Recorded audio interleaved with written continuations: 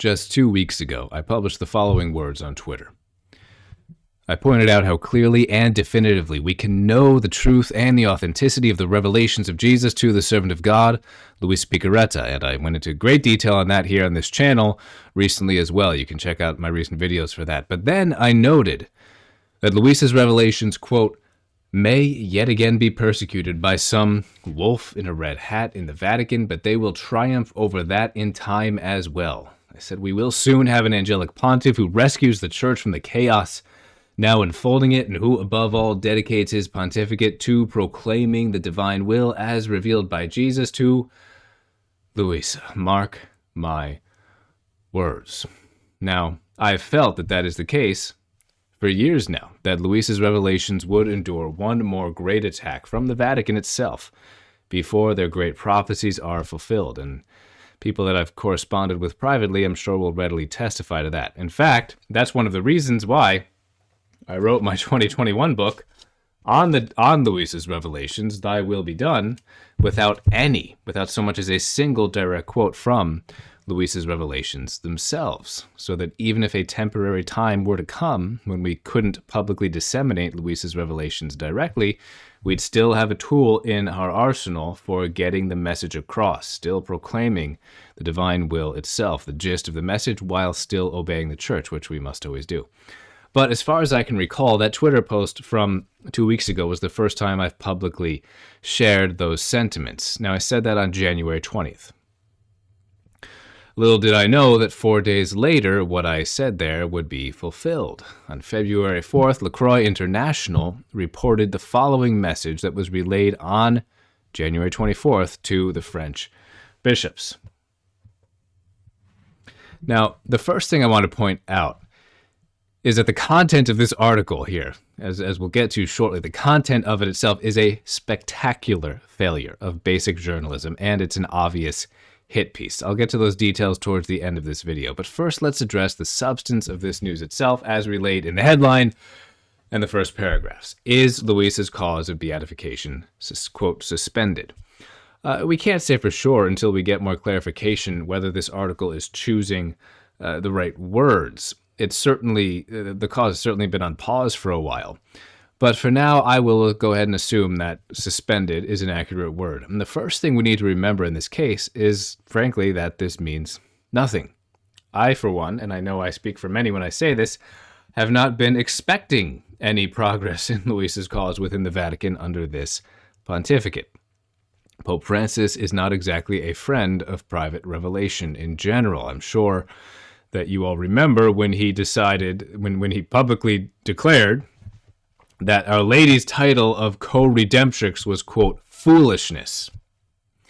But every single authentic private revelation that has ever commented on that matter has confirmed that Our Lady is indeed the co-redemptrix, and Luisa's revelations are one of the private revelations that declare this. So it's no surprise that her cause is not moving forward in this climate in Rome. Now, is the cause truly formally suspended? Again, we can't be sure for now, but even if it is, this should not discourage us at all. It will be just as easy for the next pope, that pope I alluded to in my Twitter post there, who will, this angelic pontiff, it will be just as easy for the next pope to unsuspend Luisa's cause as it would be for him to move forward with a cause that had never been suspended. And let's also not forget basic logic. The past cannot change. As Aquinas himself rightly said in the Summa Theologica, even God can't change the past. It's not that he's limited, it's that there's an incoherent notion. So I hope it goes without saying that a pope can't do something that even God can't do. A lot of pope-splainers today, however, do seem to think that Francis is higher than God. But anyway, it is a historical fact that Luisa was declared a servant of God by the competent ecclesial authority, and the archbishop of her diocese decreed her holiness and orthodoxy, thereby sealing her status as a servant of God. Now, the one and only thing that would actually be a problem here is if the Pope issued a magisterial document like an encyclical or something of that caliber, in which he declares Luisa's writings to be heretical, or in which he anathematizes Luisa herself. And guess what? That's not going to happen. So I want to address a simple exhortation to two groups of people here. First, those who believe in Luisa's revelations. What I say to them is simple: be at peace. This may appear on the surface to be a setback, but in truth, it's the opposite. This is a sign that things are heating up. God is not going to tolerate this much longer. He's not.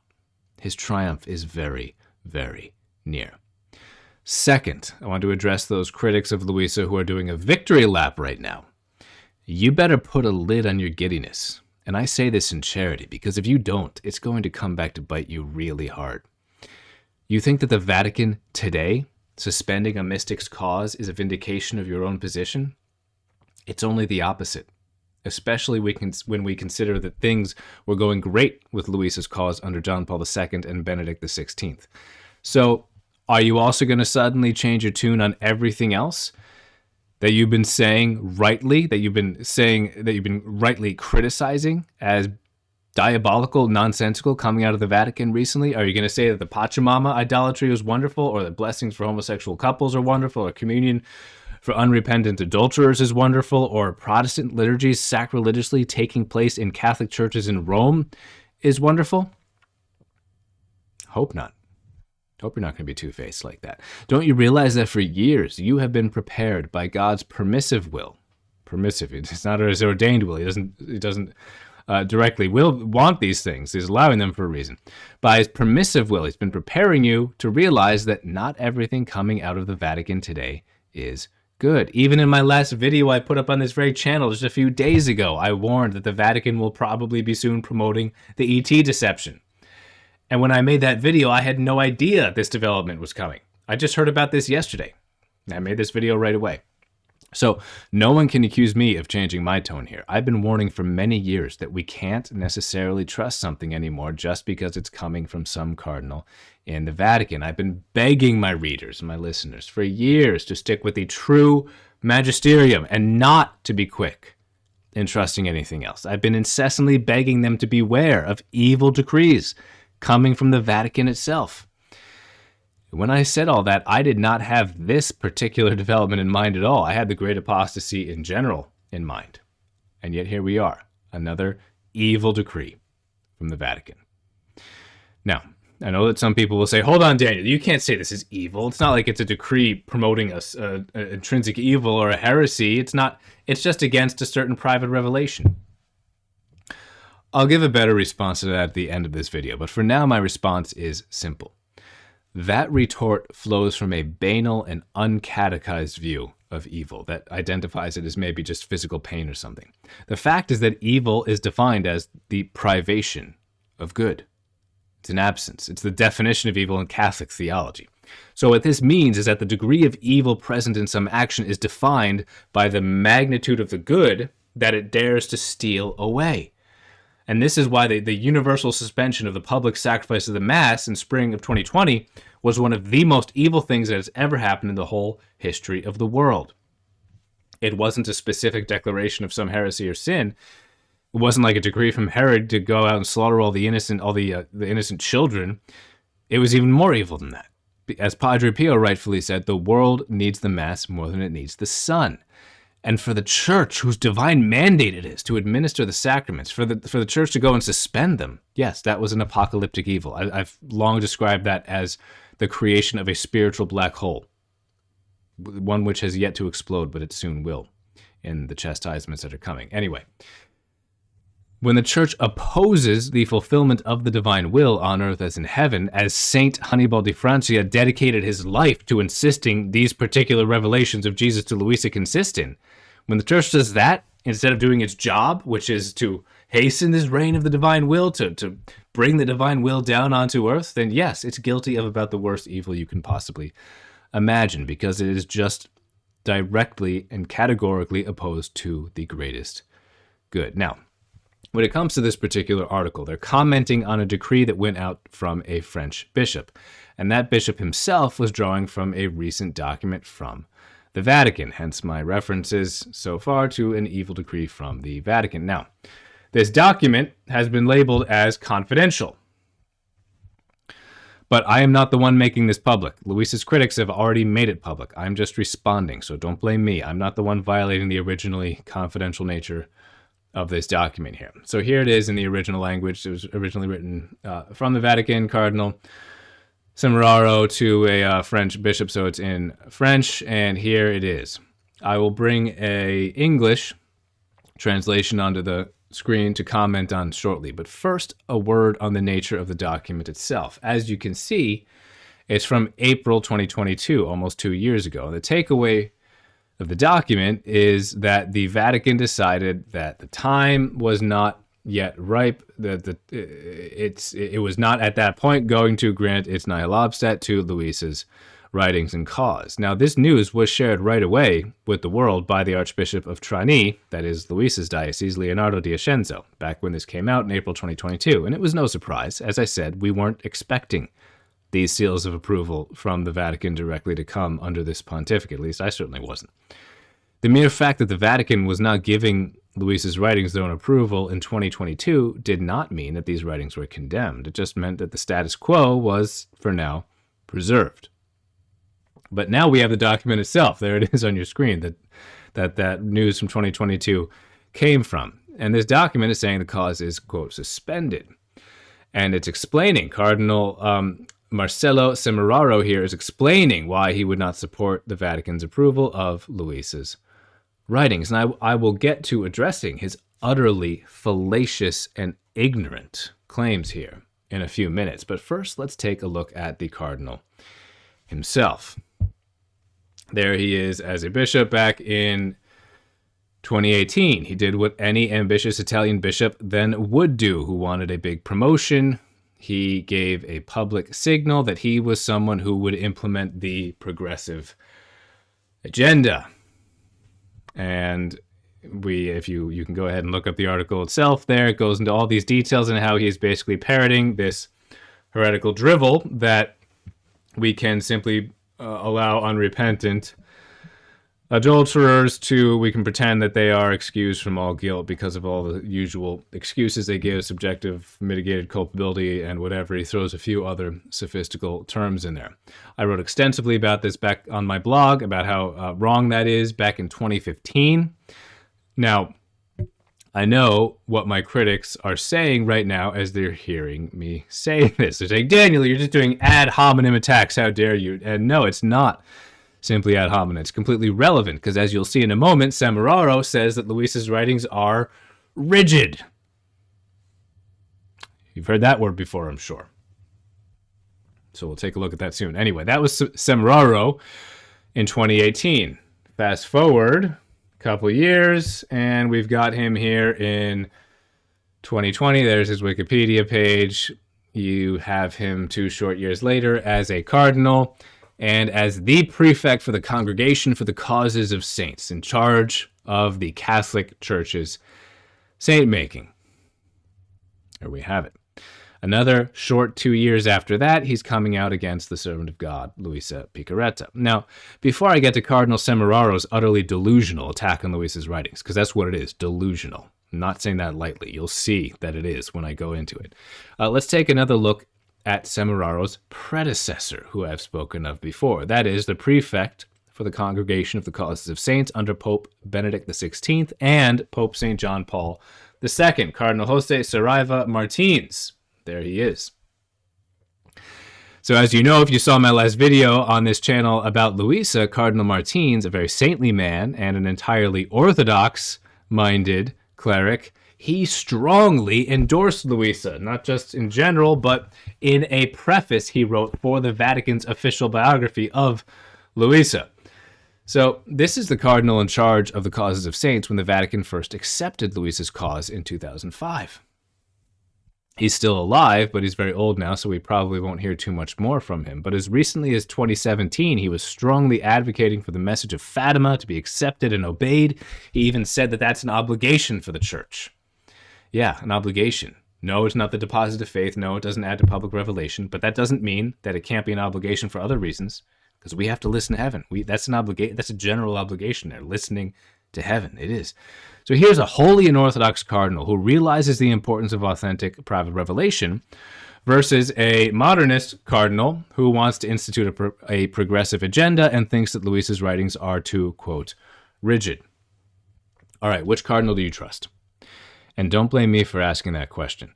It was Our Lady in the approved apparitions of Akita, I believe it was, who said that we'll see cardinal versus cardinal in the times that were coming. In better times, in ages past, Catholics could perhaps simply trust whatever came out of the Vatican. Not anymore. Today, we need to have the discernment to stick with the true magisterium. I'll repeat again what I'm constantly repeating. Stick with your Bible and your catechism, and stick with the good shepherds, those shepherds who have proven themselves to be faithful, as Cardinal Martins has, and as Cardinal Semeraro has not. Cardinal Martins says that he sees in Luisa's revelations profound testimony that draws people into the deepest unity with God. This living in the divine will is the actual way which the Son Jesus lived on earth, bringing here with him the life of heaven. That is the most fundamental claim of Luisa's writings. They are strongly endorsed by this cardinal, the trustworthy one of the two we're speaking of here. And what does Cardinal Semeraro see in these writings of Luisa? Here's what the trustworthy, proven cardinal sees in the writings of Luisa. Let's see now what Semeraro sees in the writings of Luisa. Okay. Got a machine translation here, but it'll do for now. Let's address each of these claims that he presents. First, Semeraro claims that Luisa's writings are, quote, rigid, mechanical, and obsessive, with no room for man to exercise his free will. Now, I responded to these claims in my last video on this channel about Luisa without even meaning to do so, without even knowing that this was coming. If Semeraro wants to levy this charge against Luisa, he's got to levy it against Saint Faustina, Saint Therese of Lisieux, Blessed Conchita, Blessed Dina Balanger, so many other mystics who are canonized saints and who said exactly what Jesus said to Luisa. Here, however, is what Jesus actually did say to Luisa about our free will. Things that Semeraro evidently knows nothing about. Jesus tells Luisa, just like the sun, which animates everything with its light, but does not destroy or change things. Rather, it places from its own and communicates the variety of colors, the diversity of sweetness, and making them acquire a virtue and a beauty which they did not possess. So my divine will is. Without destroying anything of what the creature does. On the contrary, it animates them with light. It embellishes them. It communicates to them its divine power. This is a positive message about the will. Jesus is inviting the human will into the divine will, and that's the most glorious invitation you can imagine. This is not anti-human. It's not anti-human nature or any of these slanderous remarks that Semeraro makes. Jesus tells Luisa that the human will on its own is nauseating, meaning separated from the divine will, but he says, united with mine, it's the most beautiful thing I created. And then he compares it to the body and the soul. You know, the body on its own, separated from the soul, is just a disgusting corpse, but united with the soul, the human body is the most beautiful thing. Same with the union, same with the human will and the divine will. When we're apart from the divine will, it's like a corpse. But when we're united with the divine will, the human will is the most beautiful thing in the entirety of creation. So that's literally the most exaltation you can possibly imagine giving to the human will. Jesus says it's the greatest thing I made. Luisa herself even wrote one day that she would love to just destroy it. She's being exaggerated here. I would love to destroy this littleness of mine. But she corrects herself immediately, and she says, but Jesus wants my will small but alive. Just like Saint Therese of Lisieux said, to be little. Jesus wants our wills alive but little. Okay, moving on here. Jesus tells Luisa, now my daughter, in my likeness I made the soul free in her will and in her love. I myself wanted her to be free in this, so that freely, not being forced, this will and this love might run toward me, and immersing herself in me, she might offer me the noblest and purest acts which a creature can give me. And since I am free and so is she, we might pour ourselves into each other and run toward heaven to love and glorify the Father. Greater dowry I could not give to the creature. This is the great exaltation of our human freedom. This is the greatest calling our human freedom could possibly have that Jesus is offering to Luisa. And all Semeraro can do is say, "Oh no, it neglects it. It rejects human freedom." He's probably never even opened Luisa's writings once. Jesus tells Luisa, you are with living this gift of living in the divine will. The whole point of it is it's calling us, just as many other mystics have said, not just Luisa, many other 20th century mystics have said, it's calling us into the holiness of heaven before we even get there. So Jesus tells Luisa, you are in the condition, which is almost similar. So he's actually being more qualified here than some other mystics have said, and canonized and beatified mystics. You are in the condition which is almost similar to that of the blessed in heaven. They have not lost their free will. This is a gift which I gave man, and what I give once I never take back. Slavery has never entered heaven. I am the God of sons and daughters, not of slaves. I am the king who makes everyone reign. There's no division between me and them. These are the most beautiful words about our human freedom and our free will, which this cardinal, again, seems to have never once seen, even though he's condemning it here. We could go on all day with teachings like this. I mean, I've got a bunch here prepared. I don't think I'm going to have time to go through them all. Let me just, maybe I'll just read the bolded parts there. Jesus tells Luisa, so all our love was centralized in man. And this is why we placed all creation at his disposal, all ordered around him, that man might make use of our works like many stairs and ways in order to come to us. He says, I will never take free willing away from the human will, a great gift given to man in creating him, which makes creatures distinguishable as to whether they want to be my true children or not.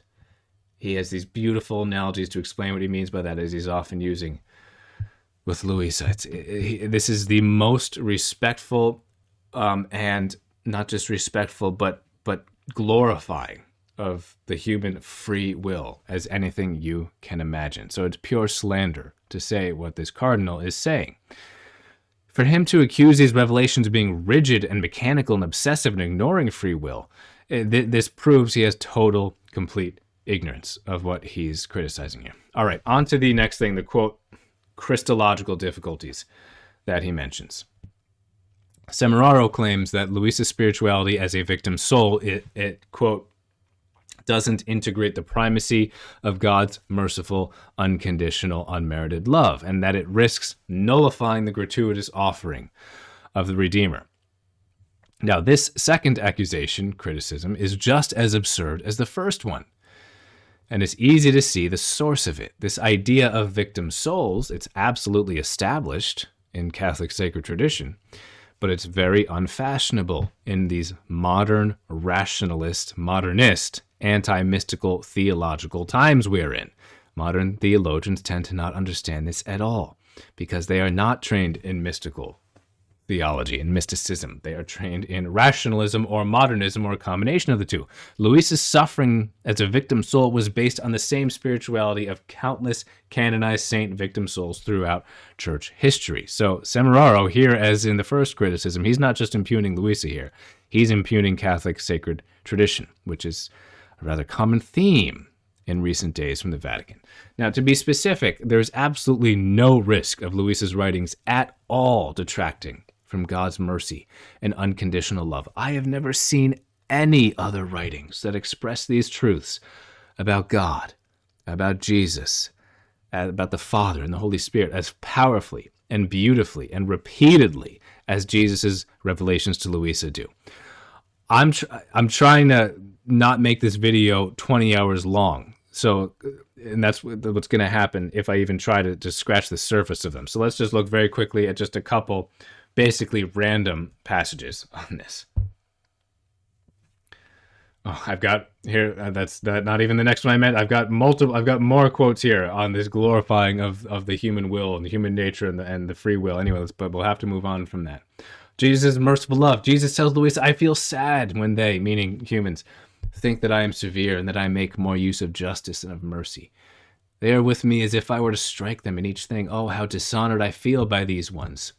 In fact, this leads them to remain at a distance from me, and one who is distant cannot receive all the fusion of my love. And while they are the ones who do not love me, they think that I am severe and almost a being that strikes fear, while by just taking a look at my life, they can only notice that I did only one act of justice, when, in order to defend the house of my father, I took the ropes and snapped them to the right and to the left to drive out the profanators.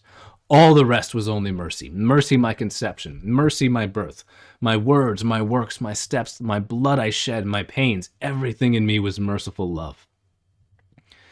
Yet they fear me, while they should fear themselves more than me. Jesus tells Luisa, you must know that as soon as a baby is conceived, my conception goes around the conception of the baby to form him and keep him defended. And as he is born, my birth places itself around the newborn, to go around him and give him the helps of my birth, my tears, my wailings. And even my breath goes around him to warm him. The newborn does not love me, though unconsciously, and I love him to folly. I love his innocence, my image in him. I love what he must be. My steps go around his first vacillating steps in order to strengthen them. And they continue to go around unto the last step of his life, to keep his steps safe within the round of my steps. In sum, my works go around his works, my words around his, my pains around his pains, and when he is about to breathe the last breath of his life, my agony goes around him as support of his own. My death, unconquerable strength, goes around him to give him unexpected helps. With jealousy all divine, it presses itself around him, so that his death may not be death, but true life for heaven. And I can say that even my resurrection goes around his sepulchre, waiting for the propitious time in order to call by the empire of my resurrection, his resurrection of the body to immortal life. So much. It's the revelations of Jesus to Luisa, they are dripping with mercy and unconditional love, and just for anyone to not see them, they have only proven that they've never looked at Luisa's revelations, or that they've only looked at them with some sort of demonic blinder over their eyes. It can only be one of those two. All right. And I mean, you just from opening her revelations randomly, you don't need to study them for hours, much less years. You can open them randomly, and that's what'll happen to you. So this is it's paining me right now to stop at this, because I would love to go on for many hours with these passages on that repeatedly and flatly contradict this criticism that Semeraro is giving against Luisa's writings on the merciful, unmerited, love of God and the gratuity of his redemption, all of which is so repeatedly proven in these writings. And you'll weep from consolation if you even superficially grasp what you're reading. But I have to move on, so the video isn't 100 hours long. Again, the next thing that Semeraro says is that Luisa's writings have a, quote, profound pessimism about human nature, with little or no reference to Christ's resurrection, Christian hope, sanctifying grace, the goodness of creation, and ecclesial communion. So all these things he's listing, which are pervasive, all of which are pervasive in Luisa's revelations. He's saying there's little or nothing of them in her revelations. This is probably the most obvious slander that any prefect in the Vatican has ever dispensed against a mystic whose cause is open. I say that with a fair degree of confidence.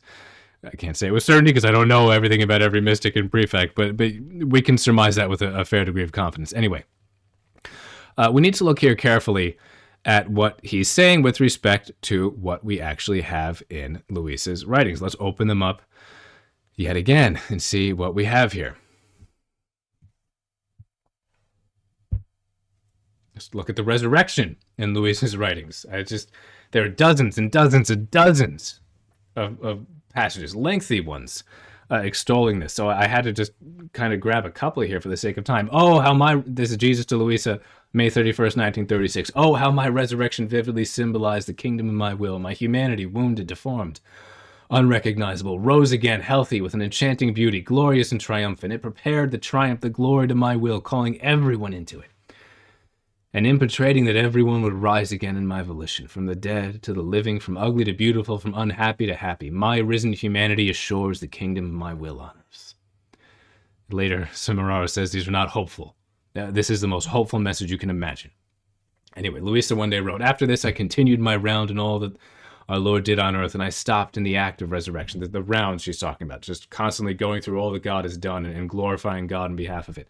Anyway, what triumph, what glory, she writes. Heaven poured itself on earth to be a spectator of such great glory. My beloved Jesus said, "My daughter, in my resurrection, the right was given to creatures to rise again and meet a new life. It was the confirmation, the seal of my whole life, my works and my words. If I came on earth, it was to give each and every one my resurrection, to give as their own, to give them my life and make them rise again in my own resurrection." Jesus is telling Luisa that's why I came to earth, to make my resurrection everyone's own. And this is what Semeraro is saying is entirely absent from Luisa's writings. Again, in another passage, Jesus tells Luisa, "Now the portent of my redemption was the resurrection, which more than refulgent sun crowned my humanity, making even my littlest acts shine with such splendor and marvel as to astonish heaven and earth. The resurrection will be the beginning, the foundation, the fulfillment of all goods, the crown and glory of all the blessed. My resurrection is the true sun, which worthily glorifies my humanity. It is the sun of the Catholic religion. It is the glory of every Christian. Without the resurrection, it would have been as though heavens without sun, without heat, without life." Accusing Luisa's writings of having, quote, little or no material about the resurrection or all those other things, I mean, that's like accusing the Summa Theologica of having little or no theological distinctions. Or St. Francis of Assisi of having little or no poverty in his life. When it comes to the goodness of creation, which is another thing that Semeraro says is absent from Luisa's revelations, I'm not even going to get started here. I mean, I'm flabbergasted that he would accuse Luisa's revelations of having little or no content on that, because the goodness of creation and our corresponding call to do the rounds of creation, that's one of the predominant themes in all of her 10,000 pages of writings. Jesus tells Luisa that each and every created thing is an outpouring of love for man, that each created thing is like a veil for his divine will, that each created thing, every particle of sunlight, every plant, every mountain, the wind, the sea, everything that he made, mysteriously carries within itself this call to love God and glorify him on behalf of these things, which he says, of course, they don't have reason. So it's very anti-pagan, anti-New Age. But the revelations, they're astounding. You'll never take creation for granted again if you read Luisa's revelations. When you open those up, they'll open a whole new world of mysticism up to you. And the funny thing is, I've never even heard this criticism of Luisa's writings before, and I've heard basically every attack against Luisa that's ever been made. I mean, it's almost like if this document from Semeraro had come out like a year later than it did, I would have thought he just went on ChatGPT and said, make up a one-page attack piece against Catholic mysticism, because it's got nothing to, what he wrote has nothing to do with Luisa's writings. These bogus criticisms haven't even been made by Luisa's most slanderous detractors up till now. Anyway, I do hear the opposite criticism all the time. Not all the time, but sometimes. Some of Luisa's critics love to claim that her writings exalt God's creation too much, and they're certainly mistaken. But it's just outlandish that we now have this cardinal making the opposite accusation. The same thing goes for hope, which he says is absent from these revelations. These are the most hopeful private revelations that have ever been given in the whole history of the church. And that's yet another thing that Luisa's critics attack about the writings. They say they're too hopeful, they're too optimistic about our own calling to sanctity, about our own confidence in our salvation, about our own hope even for the temporal future of this world, of course, with the coming of the kingdom of the divine will. So here in this case too, we have the cardinal saying the opposite of what all the past critics of Luisa's have always said. It's insanity. And as for the accusation about ecclesial communion having little or no content in Luisa's writings, just as slanderous. I mean, just take a look at Luisa's life. She lived her entire 82-year-long life in perfect, continuous obedience to the church. That's a virtue she always exhorted everyone else to as well, and which Jesus' revelations to her constantly reiterate. He's always saying, obey, obey, obey, obey. Remain in communion with and Luisa never violated that, but Jesus is always reiterating it. I mean, that page 1 of her volumes, she says, out of pure obedience, I begin to write. You know, O Lord, the sacrifice it cost me, such that I would rather die 1,000 deaths than write a single word of what has transpired between me and you. She was commanded under holy obedience to write down a revelation. She didn't want to write everything. She didn't want to write anything. The church commanded her to write it down. That's why she did so. And it was her worst martyrdom. Her worst pain was to write these things down because she wanted to be unknown and she thought nothing of herself. So to accuse her writings of neglecting this is just as outlandish as all of Semiraro's other baseless attacks. Now, if anyone feels that I haven't provided enough detail here, just let me know, and I'll make a 10-hour video next. And even that one will only scratch the surface, because I can go on almost endlessly with excerpt after excerpt after excerpt from Luisa's revelations that directly contradict all of Semiraro's claims. And again, I will truly gladly do that if I have to. But I think that just about any honest person is going to realize that Semiraro is completely ignorant of these writings. Well, at least that's one possibility. That's the first possibility, is that, because there's only two. Either he's completely and utterly and totally ignorant of Luisa's writings, or the second possibility is that he knows Luisa's writings, and he's deliberately, radically, slanderously, and even diabolically misrepresenting them. So in charity, I'm going to assume it's the first explanation. And this is probably why he marked the document confidential, back in 2022. That's, let me just put that on the screen one more time here. That's just a direct screenshot of it there. Confidential right there at the top. He probably marked it confidential because he knew that if this ever got out, and again, I'm not breaking this news, this has already been public, so that's the only reason I'm commenting on this.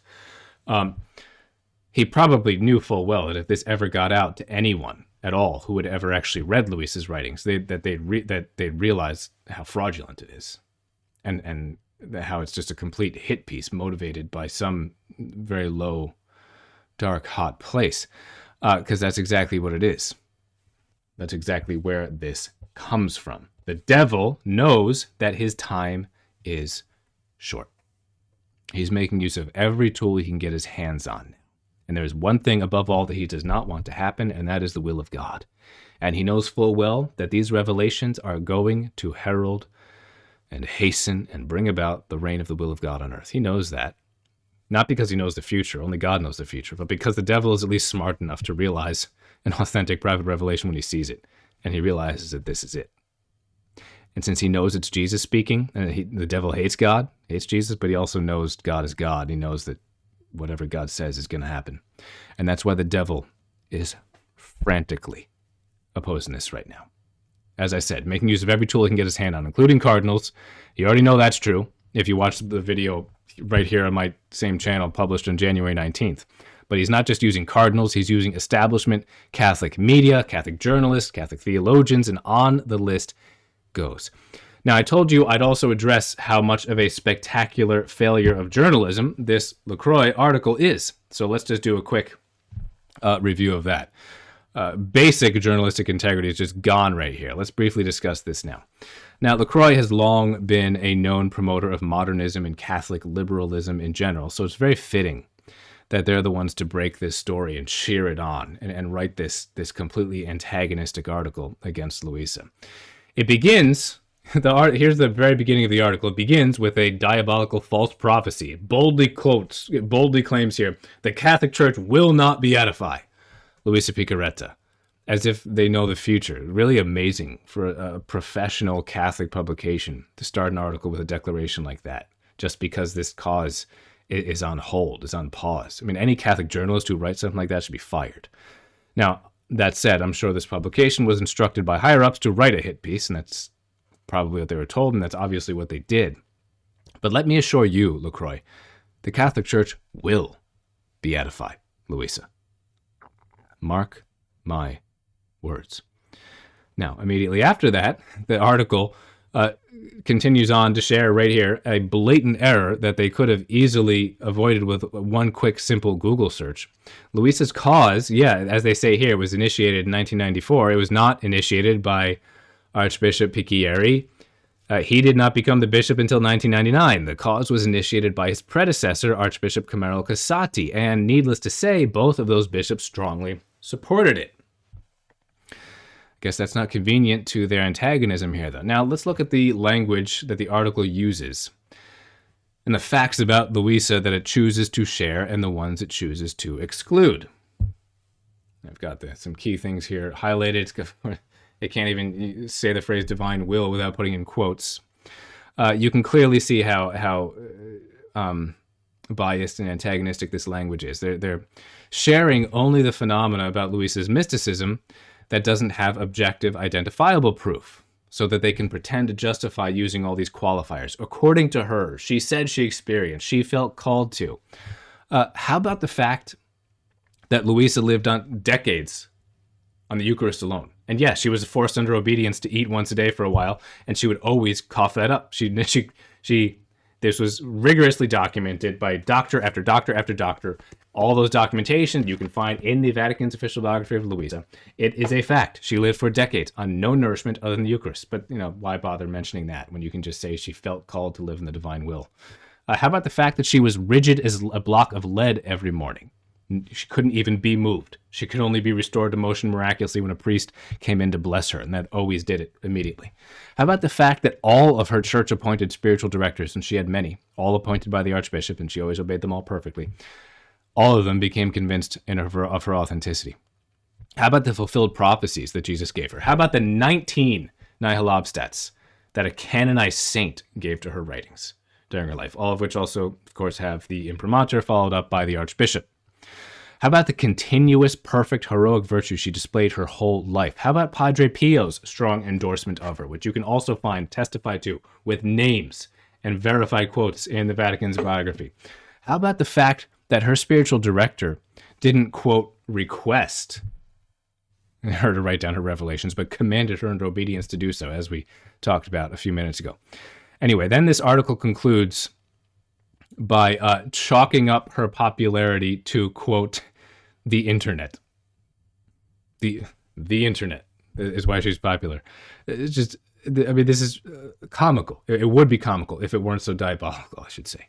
How about, in terms of her popularity, how about the multiple approved religious orders that have been dedicated to Luisa's revelations, or the schools dedicated to Luisa? How about that Vatican official biography? Is that just the internet's also? How about the prefect emeritus for the Congregation for the Causes of Saints strongly endorsing her? How about the torrent of pilgrimages to her hometown of Corato? How about the miraculous healings, intercessions from heaven, and the avalanche of astounding fruits across the globe right now? Nah, none of that's worth even mentioning. It's just the internet. That's why she's popular. So just unbelievable. Anyway, here's the good news. The devil is getting sloppy. Very sloppy. Anyone with an ounce of honesty and goodwill can see what's happening here. It's not difficult. These are not valid concerns. This is an outright attack, and it is devoid of any truth. God will intervene soon. I promise you, he will intervene soon, and he will overcome all of this. The only thing I don't know is exactly when and exactly how soon, but I know he will, and I know it will be soon. So hold fast. Stay the course. Obey the church. I'm not asking any Catholic to disobey any direct decree of his bishop. If a bishop of a diocese disbands a divine will group in his diocese, then those in his diocese should obey whatever he puts in that decree. But keep diving into these revelations. Keep proclaiming them as much as you can within the confines of obedience, which still, unless you're in Korea right now, and even then it's not an absolute prevention or anything, still, you can still there's nothing preventing you from just fully proclaiming these. Go, keep at it. Keep hastening the coming of the kingdom. Now, in terms of keeping at it, yeah, we might have to modify our strategy as time goes on. That's okay. We can roll the punches. We'll keep fighting. We will keep doing this. Until the kingdom has come, we will not rest. Let me conclude with a brief personal story. I mentioned Korea here. It recently hit, some of you are probably wondering where that came from. It recently hit the news as well that the bishops in Korea restricted the divine will in their country. And that was certainly disappointing news. Needless to say, it didn't shake my belief in Luisa's revelations, not even a little bit. Nothing could do that. Not that, not this. But obviously it was discouraging. It's always objectively discouraging, objectively sorrowful thing when our own bishops can't see the truth right in front of their eyes. They'll run head over heels to what some professional marketing firm tells them to do while they have no time for anything that heaven says. Or maybe they have time to oppose heaven. Sometimes they have time for that. I digress, though. Anyway, the evening after I heard that news, it was fairly recently. I can't remember exactly what day. I offered a heartfelt prayer to God, really a prayer from the heart, crying out to him and asking him to. And I offered this prayer before I opened up Luisa's writings, asking him to intercede and to bring me directly to the passage that I needed to hear to properly understand and respond to this situation. After I prayed this, I figured God would send me a passage about the need for personal growth and humility or something, because I know I need more of that. But this is exactly the passage that I opened up to. And I absolutely promise you that this was random and that this is what he brought me to. Ah, my daughter. My crime is always love, and it is also the crime of those who love me. Finding no other material on which to judge, they judge my too much love, and that of my children, who perhaps have laid down their lives even for them. And besides, now they can judge as they want. But what will their confusion be when they come before me and will know with clarity that I myself have been the one who has acted in that way, condemned by them? And that their judgment has prevented from me a great glory of mine and a great good in the midst of creatures, which is that of knowing with more clarity what it means to do my will and let it reign. There is no graver crime than that of preventing good. Therefore, my daughter, I recommend to you, do not want to become disturbed. Pray that the human will be conquered and the kingdom of my divine will in the midst of creatures may not be suffocated. However, I tell you that my knowledges of my divine will not remain buried. They are part of my divine life. And as life, they are not subject to dying. At most, they might remain hidden, but dying, never. In fact, it is a decree of the divinity that the kingdom of my divine will be known. And when we decree, there is no human power that can resist us. At the most, it will be a matter of time. And in spite of the oppositions and adverse judgments of these authoritative people, I will make my way. And if these with their judgments want to bury a good so great and so many divine lives of my truths, I will put them aside, and I will make my way, disposing of other people, more humble and simple, who will more easily believe in my admirable and multiple ways which I use with souls. And with their simplicity, instead of finding quibbles and difficulties, they will recognize as gift of heaven what I have manifested in my divine will. And these will serve me in an admirable way to propagate in the world the knowledges about my fiat. Did not the same happen in my coming upon earth? The learned, the erudite, the people of dignity did not want to listen to me. On the contrary, they were ashamed to approach me. Their doctrine made them believe that I could not be the promised Messiah. In a way that they reached the point of hating me, and I put them aside and chose humble, simple, poor fishermen who believed me, and whom I used in an admirable way to form my church and to propagate the great good of redemption. So I will do with my divine will. Therefore, my daughter, do not lose heart in hearing of so many difficulties they raise. And let us not move anything of what passes between me and you. Continue to do what I have taught you to do in my will. Nothing did I neglect to do of what I had to do for redemption, even though not everyone believed me. All the evil remained for them. As for me, it befitted me to continue my course which I had established for love of creatures. So you will do. Continue your abandonment in my divine will and your acts in it, and I will not leave you. I will always be together with you. Passages like this are not common. They're very rare in Luisa's writings. There's maybe a few such passages across 10,000 pages of Revelations, and it's really extraordinary that God brought me directly to this passage when I begged him to bring me to what he needed me to hear in response to this chaos and these attacks brewing now. And by the way, this was an audiobook. So you can't say, oh, Daniel, you just knew about where that passage was in the printout and you just opened up to that. Nope. I have an audiobook of Luisa's Revelations. It's one of the ways I read them.